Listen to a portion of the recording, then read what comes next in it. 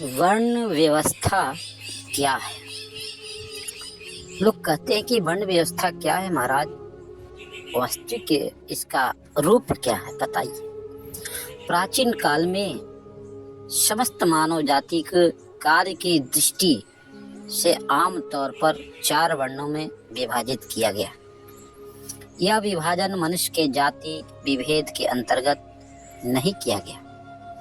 वेदों में कहा गया है कि उस विराट पुरुष परमात्मा के मुख से ब्राह्मण, भुजा से क्षत्रिय, उरु से वैश्य और कटी कमर प्रदेश से आप शूद्र के उत्पन्न हुए। यदि मानव का विश्लेषण किया जाए तो प्रत्येक मनुष्य ब्राह्मण है, प्रत्येक मनुष्य क्षत्रिय है, प्रत्येक मनुष्य शूद्र है। और यह जानकर के आपको आश्चर्यचकित न हो, क्योंकि ध्यानपूर्वक निरीक्षण किया जाए तो संदेह की कोई गुंजाइश मन में रह ही नहीं जाती। ऐसे भी आप कंठ के ऊपर जो है हिस्से को हम मस्तक कहते हैं, जिसे सिर कहा जाता है, वह भाग ज्ञान केंद्र है। इसी ज्ञान केंद्र को हम ब्रह्म भी कहते हैं। ब्रह्म अर्थात ब्राह्मण। दूसरे भाग को अर्थात कंठ के नीचे भुजा और सीना को क्षत्रिय कहते हैं, इसलिए कि भुजा और सीने की सारी वीरता होती है। इस शक्ति को किसी के साथ लड़ने के या संवेदनशीलता जो है इसे भुजाओं के द्वारा प्राप्त होती है। युद्ध क्षेत्र में अथवा किसी भी रक्षा हेतु भुजा ही आगे बढ़ती है और छाती जो है पर प्रहार झेलते हैं। उनके नीचे आता है, उनके नीचे की व्यवस्था जो है वैश्व का है। वैश्व यानी पेट। वैश्व का प्रतिनिधित्व ये जो है पेट करता है। इसे पोषक भाग भी कहते हैं। व्यापार एवं व्यवसाय के द्वारा समस्त मानव जाति के पोषक का भार वैश्य वर्ण पर गया, यानी उसकी सारी कार्यभार जो है वैश्य के दिया जाता है। उसके बाद चौथा भाग शूद्र को कहा गया है। शूद्र यानी कमर के नीचे वाला भाग, यानी पैर तक, यानी पैर स्वयं कीचड़ में सन करके गंदगी में लिथड़ करके भी शरीर के बाकी अंग को स्वच्छ बनाए रखता है। जिस प्रकार नींव के बिना मकान खड़ा नहीं रह सकता है, उसी प्रकार शूद्र के बिना बाकी तीनों वर्णों का अस्तित्व ही नहीं रह सकता। सबसे बड़ा शूद्र ही है। ये वर्ण भेद के अनुसार व्यक्ति जब कर्म किया तो कर्म के अनुसार उसे वर्ण भेद विभाजन कर दिया गया। कर्म के अनुसार यहाँ तो सिर्फ मानव जाति का प्रागट हुआ है, और मानव जाति में एक स्त्री और एक पुरुष, दो ही जाति का आगमन हुआ है। और दोनों जाति के द्वारा आज पूरे विश्व की जो रचना है उसके माध्यम से बड़े बड़े कुछ लोग अब इसको जात के नाम पर विभाजन कर दिए। जात जो है, अभी आपने श्रवण किया कि यहाँ सिर्फ मानव जाति है और कोई जात नहीं, क्योंकि सब में वही परमात्मा विराजमान है। कर्म के अनुसार सबको विभाजन किया गया, उसको वर्ण व्यवस्था दिया गया, लेकिन है हम सब एक। आप कहीं से नजर उठा करके देख ले, हम सब हैं भाई भाई, कोई अलगा, जबकि हम एक ही माता और एक ही पिता के संतान है। पूरा विश्व नजर उठा के देखो, तो जो सब हम एक हैं, तो यहाँ विखंडन क्यों? और यहाँ विखंडन किस लिए? धन के लिए, अपना नाम, शोहरत, बल, ताकत के मन में एक घमंड। और ऐसे भी जो पहचान देखो सदियों से चलते आ रहा है, धर्म अधर्म, दिन रात, पाप पुण्य। अगर पाप न हो तो पुण्य की कोई पहचान नहीं हो सकता, और दिन न रहे तो रात की कोई पहचान नहीं कर सकता है, सुख न रहे तो दुख को कोई जान नहीं सकता है। और सबकी इसमें कर्म प्रभावित है, कर्म का लेखा जोखा सबके है। किसी की बुद्धि भ्रमित करना, किसी की बुद्धि को विकृत करना, ये सब है परमात्मा की, क्योंकि इस बगडोर को चलाने वाला कोई और है। हम कठपुतली की तरह चलते हैं। अगर किसी में तामसी बुद्धि आती है तो भी परमात्मा की कृपा है। यदि कोई राक्षस भी बनता है तो भी भगवान की कृपा है। तभी तो राक्षस न होते तो भगवान को कौन जानता।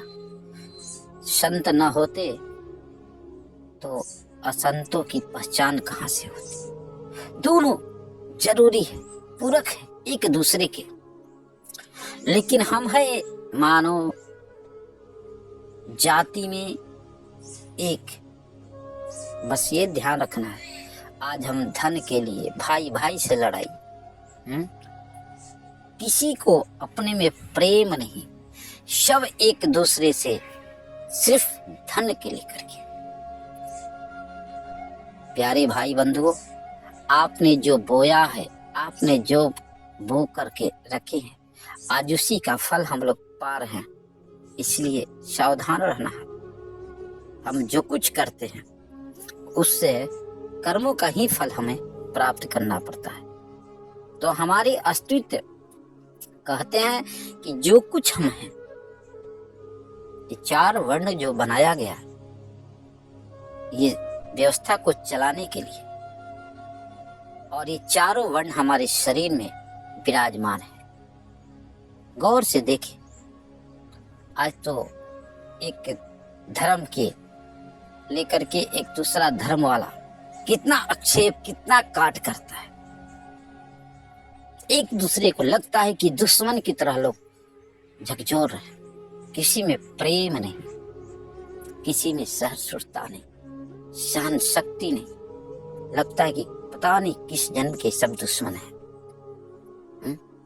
जबकि कुछ भी लेके जाना नहीं, सब यहीं छोड़ के जाना है। बस थोड़ी देर के लिए हम हैं, हमारे आगे कोई नहीं।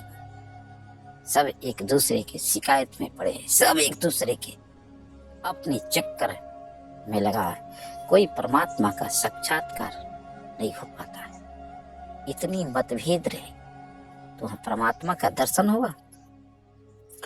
तो मनुष्यों में कोई छोटा या बड़ा नहीं होता है। शरीर के सभी अंग अपने अपने जगह पर महत्वपूर्ण है। हर अंग का अपना अपना काम है। वैसे तो संसार के सभी धर्म संप्रदाय में जाति पाति का भेद मिलता है, किंतु यह भेद अहंकार, घृणा, परख और एक दूसरे को नीचा दिखाने की भावना से हुई। ऐसा नहीं होना चाहिए, क्योंकि धार्मिक और वैज्ञानिक दृष्टि से सभी मनुष्य समान है। इसी विषय पर आधारित एक प्रसंग याद आ रहा है। एक बार मैंने एक मित्र से कही, क्या कहते हैं कि अपने जनपद यानी जिले में से बाहर एक दुकान पर बैठ करके चाय पी रहे थे। उसी दुकान पर 4 अन्य नौजवान भी बैठ करके चाय पी रहे थे। ब्राह्मण, क्षत्रिय, वैश्य, शूद्र की चर्चा का विषय था। मेरे मित्र महोदय बोलने में तेज तरार। कभी कभी ऐसा भी होता है, जो ज्यादा बोलता है ना, तो व्यक्ति थोड़ा सा, ज्यादा बोलने वाला व्यक्ति अधिकतर जो है वह गिर के ही रहता है और उसकी सफलता भी नहीं मिलती। मौन शक्ति, एक मौन शक्ति जो है, इस मौन शक्ति के द्वारा आप कुछ भी कर सकते हैं। लेकिन अधिक मौन, अधिक कोई भी वस्तु पतन का कारण है। अधिक मौन भी पतन का कारण, अधिक बोलना भी पतन का कारण, अधिक कोई भी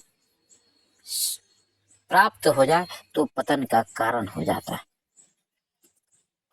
विषय मिलने पर वे बोलने बाज नहीं आते।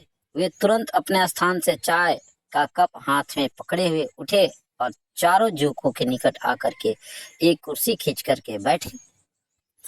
एक बार उन युवकों ने इनकी ओर देखा, आपस में बहस करने में मशगूल हो गए। अचानक मेरे मित्र बोले, आप लोग शूद्र के जन्मे हुए, इतना सुनता कि चारों चाय छोड़ करके उठ खड़े हुए और मेरे मित्र महोदय कमीज पर कॉलर पकड़ करके गालियां निकालते हुए बोले, हमें शूद्र कहता है, हम ब्राह्मण हैं, अभी तुम बताते। इतना करके उन चारों ने मेरे मित्र को पिटाई करने के लिए हाथ उठाया ही था। उसी समय महोदय ने हाथ जोड़ करके नम्रता से कहे, भाई साहब, आप लोग 4 जने हो, मुझे मार सकते हो, मारो भी, मैं एतराज नहीं करूंगा, मेरी बात तो सुन लो। तब तक काफी भीड़ की इकट्ठा हो चुकी थी। तब मेरे मित्र महोदय ने कहा, भाइयों, अभी ये 4 लोग आपस में बहस कर, कौन ब्राह्मण है, कौन क्षत्रिय है, कौन वैश्य है, कौन शूद्र होता है।